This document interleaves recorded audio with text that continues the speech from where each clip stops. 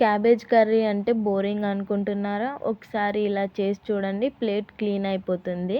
ప్యాన్లో 2 table spoon oil వేసి ఆవాలు, జీలకర్ర వేయండి. తర్వాత ఆనియన్స్ వేసి గోల్డెన్ కలర్ వచ్చేదాకా ఫ్రై చేయండి. ఇప్పుడు టమాటోస్ ఇంకా పసుపు యాడ్ చేసి సాఫ్ట్గా అయ్యేంత వరకు కుక్ చేసుకోండి.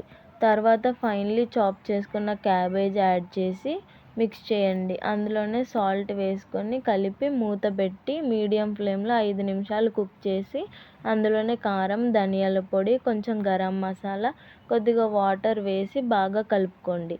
ఇప్పుడు మూత పెట్టి మీడియం ఫ్లేమ్లో 10-12 నిమిషాలు కుక్ చేయండి. మధ్య మధ్యలో కలుపుకుంటే పర్ఫెక్ట్గా కుక్ అవుతుంది. సింపుల్ ఇంగ్రీడియంట్స్తో super and tasty cabbage curry ready.